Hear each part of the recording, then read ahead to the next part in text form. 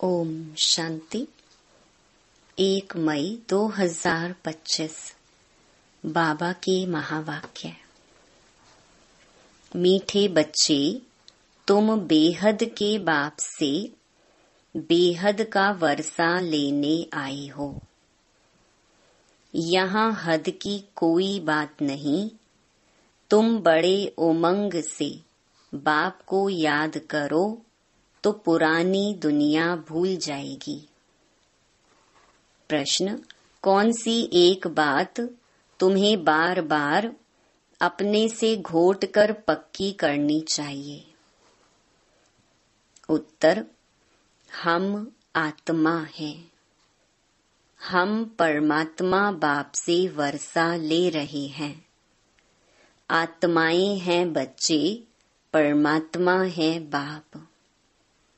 अभी बच्चे और बाप का मेला हुआ है। यह बात बार बार घोट घोट कर पक्की करो। जितना आत्म अभिमानी बनते जाएंगे, देह अभिमान मिट जाएगा। गीत जो पिया के साथ हैं। ओम शांति। बच्चे जानते हैं कि हम बाबा के साथ बैठे हुए हैं। यह है बड़े ते बड़ा बाबा, सबका बाबा है। बाबा आया हुआ है। बाप से क्या मिलता है, ये तो सवाल ही नहीं उठता। बाप से मिलता ही है वर्षा। यह है सबका बेहद का बाप, जिससे बेहद का सुख, बेहद की प्रॉपर्टी मिलती है। वह है हद की मिल्कियत। कोई के पास 1000, कोई के पास 5000 होगी।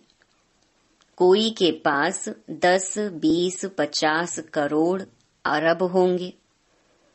अब वह तो सब हैं लौकिक बाबाएं और हद के बच्चे। यहाँ तुम बच्चे समझते हो हम बेहद के बाप पास आए हैं, बेहद की प्रॉपर्टी लेने। दिल में आश तो रहती है ना, सिवाय स्कूल के और सत्संग आदि में कोई आश नहीं रहती। कहेंगे शांति मिले, वह तो मिल नहीं सकती।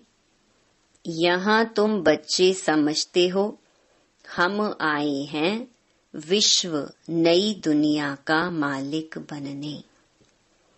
नहीं तो यहाँ क्यों आए?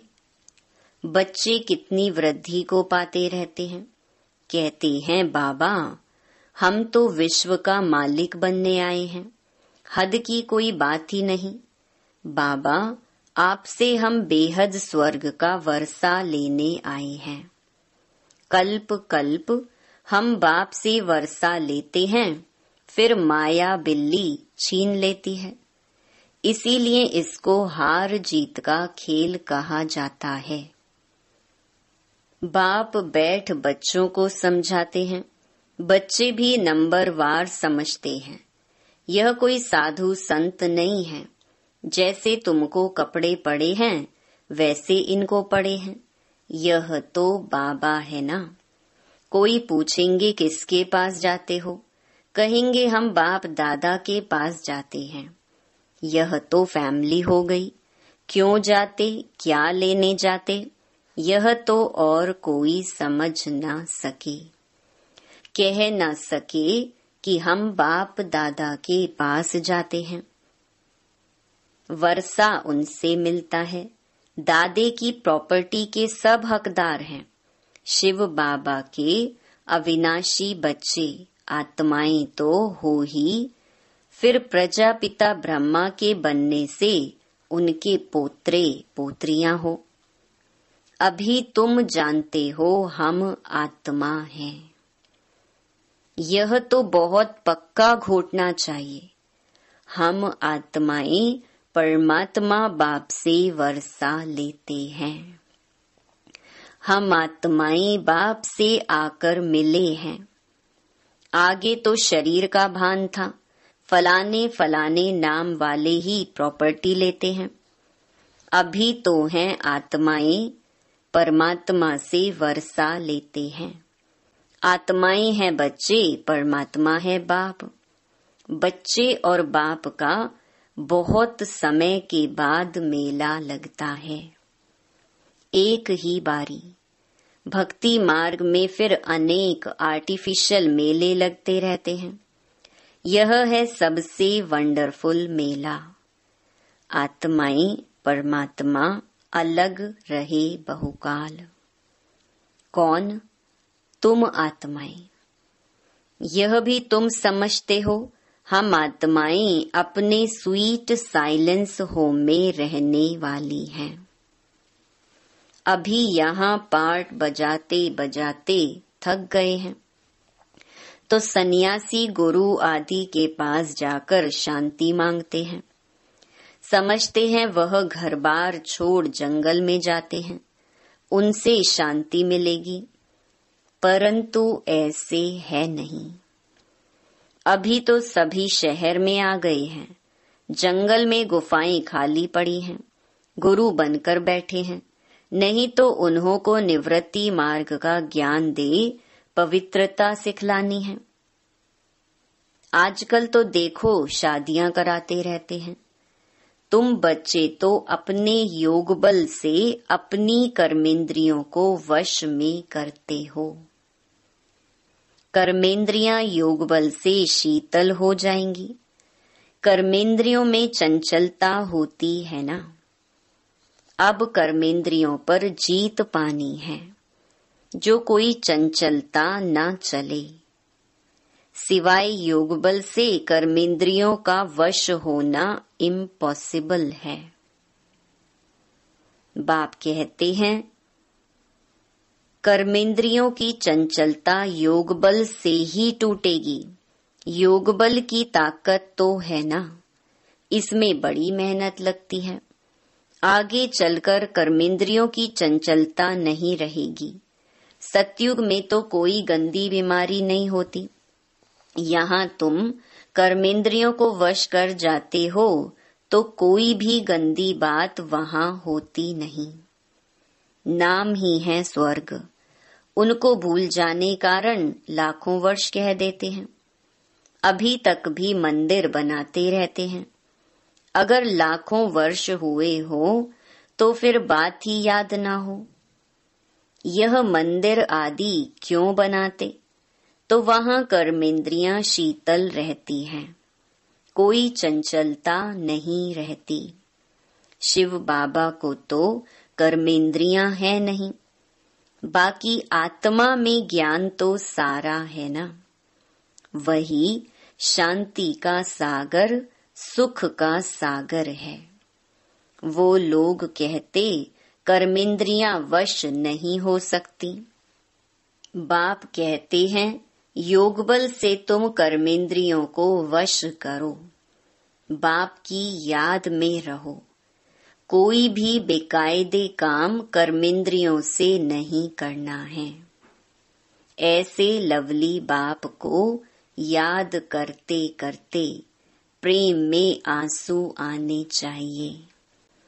आत्मा परमात्मा में लीन तो नहीं होती। बाप एक ही बार मिलते हैं जब शरीर का लोन लेते हैं। तो ऐसे बाप के साथ कितना प्यार से चलना चाहिए। बाबा को उछल आई ना, ओहो बाबा विश्व का मालिक बनाते हैं, फिर यह धन माल क्या करेंगे? छोड़ो सब। जैसे पागल होते हैं ना, सब कहने लगे इनको बैठे बैठे क्या हुआ, धंधा आदि सब छोड़कर आ गए, खुशी का पारा चढ़ गया, साक्षात्कार होने लगे। राजाई मिलनी है, परंतु कैसे मिलेगी, क्या होगा, यह कुछ भी पता नहीं। बस मिलना है, उस खुशी में सब छोड़ दिया। फिर धीरे धीरे नॉलेज मिलती रहती है। तुम बच्चे यहाँ स्कूल में आए हो, एम ऑब्जेक्ट तो है ना। यह है राजयोग। बेहद के बाप से राजाई लेने आए हो। बच्चे जानते हैं, हम उनसे पढ़ते हैं जिसको याद करते थे कि बाबा आकर हमारे दुख हरो, सुख दो। बच्चियां कहती हैं, हमको श्री कृष्ण जैसा बच्चा मिले। अरे वह तो वैकुंठ में मिलेगा ना। कृष्ण वैकुंठ का है, उनको तुम झुलाते हो तो उन जैसा बच्चा तो वैकुंठ में ही मिलेगा ना। अभी तुम वैकुंठ की बादशाही लेने आए हो, वहां जरूर प्रिंस प्रिंसेस ही मिलेंगे। पवित्र बच्चा मिले, यह आश भी पूरी होती है। यूं तो प्रिंस प्रिंसेस यहाँ भी बहुत हैं, परंतु नरकवासी हैं। तुम चाहते हो स्वर्गवासी को। पढ़ाई तो बहुत सहज है। बाप कहते हैं, तुमने बहुत भक्ति की है, धक्के खाए हैं। तुम कितना खुशी से तीर्थों आदि पर जाते हो, अमरनाथ पर जाते हैं। समझते हैं शंकर ने पार्वती को अमर कथा सुनाई। अमरनाथ की सच्ची कथा तुम अभी सुनते हो। यह तो बाप बैठ तुमको सुनाते हैं। तुम आए हो बाप के पास। जानते हो यह भाग्यशाली रथ है, इसने यह लोन पर लिया है। हम शिव बाबा के पास जाते हैं, उनकी ही श्रीमत पर चलेंगे। कुछ भी पूछना हो तो बाबा से पूछ सकते हो। कहते हैं बाबा हम बोल नहीं सकते। यह तो तुम पुरुषार्थ करो, इसमें बाबा क्या कर सकते हैं। बाप तुम बच्चों को श्रेष्ठ बनने का सहज रास्ता बताते हैं। एक तो कर्मेंद्रियों को वश करो, दूसरा दैवी गुण धारण करो।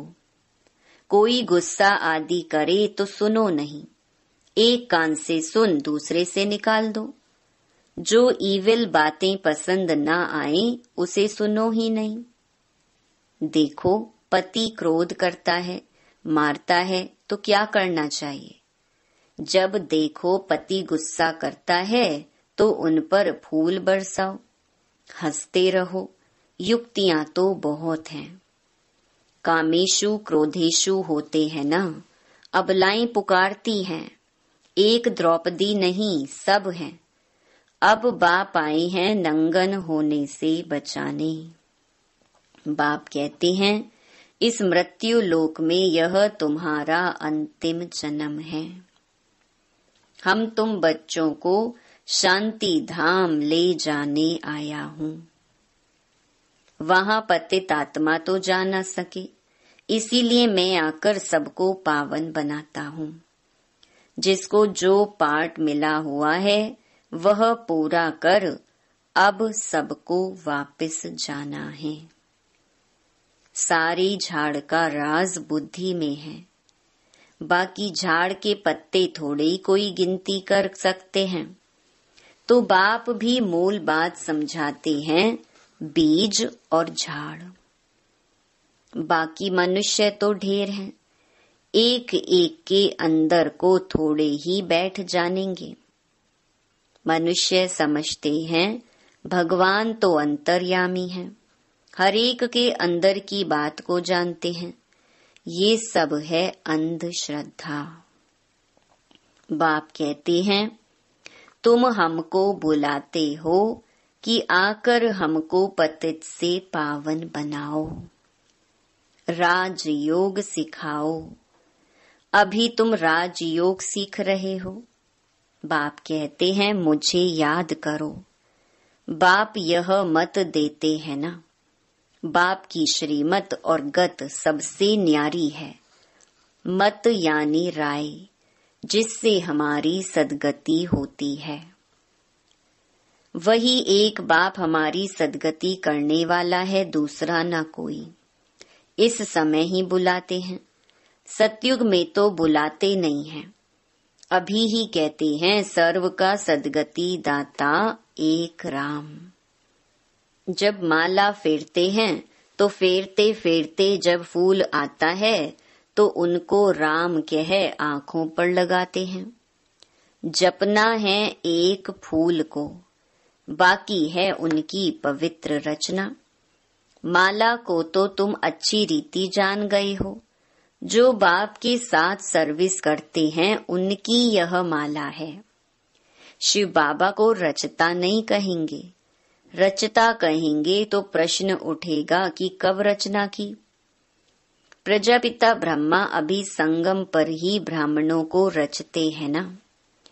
शिव बाबा की रचना तो अनादि है ही, सिर्फ पतित से पावन बनाने लिए बाप आते हैं। अभी तो है पुरानी सृष्टि, नई में रहते हैं देवताएं। अब शूद्रों को देवता कौन बनाए? अभी तुम फिर से बनते हो। जानते हो बाबा हमको शूद्र से ब्राह्मण, ब्राह्मण से देवता बनाते हैं। अभी तुम ब्राह्मण बने हो देवता बनने के लिए। मनुष्य सृष्टि रचने वाला हो गया ब्रह्मा, जो मनुष्य सृष्टि का हेड है।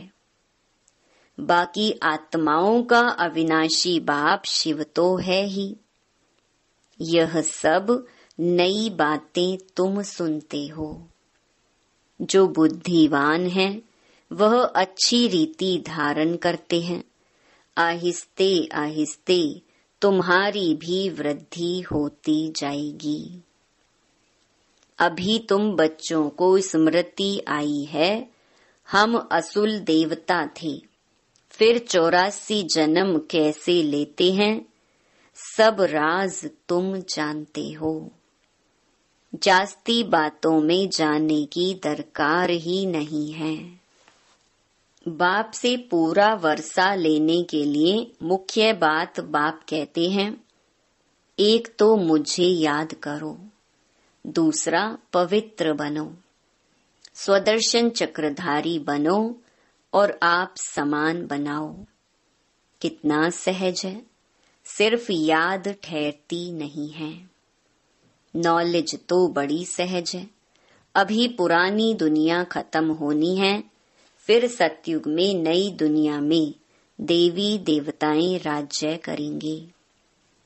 इस दुनिया में पुराने ते पुराने यह देवताओं के चित्र हैं व इन्हों के महल आदि हैं। तुम कहेंगे पुराने ते पुराने, हम विश्व के महाराजा महारानी थे। शरीर तो खत्म हो जाते हैं, बाकी चित्र बनाते रहते हैं। अभी यह थोड़े ही किसको पता है, यह लक्ष्मी नारायण जो राज्य करते थे वह कहाँ गए, राजाई कैसे ली। बिरला इतने मंदिर बनाते हैं परंतु जानते नहीं, पैसे मिलते जाते हैं और बनाते रहते हैं।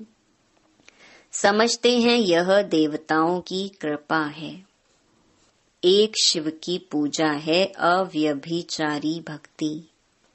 ज्ञान देने वाला तो ज्ञान सागर एक ही है, बाकी है भक्ति मार्ग। ज्ञान से आधा कल्प सद्गति होती है, फिर भक्ति की दरकार नहीं रहती। ज्ञान भक्ति वैराग्य। अब भक्ति से पुरानी दुनिया से वैराग्य। पुरानी अब खत्म होनी है, इसमें आसक्ति क्या रखें। अब तो नाटक पूरा होता है, हम जाते हैं घर, वह खुशी रहती है। कई समझते हैं मोक्ष पाना तो अच्छा है, फिर आएंगे नहीं। आत्मा बुदबुदा है जो सागर में मिल जाता है। ये सब गपोड़े हैं। एक्टर तो एक्ट करेगा जरूर, जो घर बैठ जाए वह कोई एक्टर थोड़े ही हुआ। मोक्ष होता नहीं, यह ड्रामा अनादि बना हुआ है। यहाँ तुमको कितनी नॉलेज मिलती है, मनुष्यों की बुद्धि में तो कुछ भी नहीं है। तुम्हारा पाठ ही है बाप से ज्ञान लेने का, वर्षा पाने का। तुम ड्रामा में बंधाएमान हो, पुरुषार्थ जरूर करेंगे। ऐसे नहीं ड्रामा में होगा तो मिलेगा, फिर तो बैठ जाओ। लेकिन कर्म बिगर कोई रह नहीं सकता है, कर्म संन्यास हो ही नहीं सकता। अच्छा, मीठे मीठे सिकिलधे बच्चों प्रति मात पिता बाप दादा का याद प्यार और गुड मॉर्निंग। रूहानी बाप की रूहानी बच्चों को नमस्ते। धारणा के लिए मुख्य सार। पहला, योग बल की ताकत से अपनी कर्मेंद्रियों को शीतल बनाना है, वश में रखना है। ईविल बातें ना तो सुननी है ना सुनानी है। जो बात पसंद नहीं आती उसे एक कान से सुन दूसरे से निकाल देना है। दूसरा, बाप से पूरा वर्षा लेने के लिए स्वदर्शन चक्रधारी बनना है। पवित्र बन आप समान बनाने की सेवा करनी है। वरदान, मुरली के साज द्वारा माया को सरेंडर कराने वाले मुरलीधर भव। मुरलियां तो बहुत सुनी हैं, अब ऐसे मुरलीधर बनो जो माया मुरली के आगे न्योछावर माना सरेंडर हो जाए।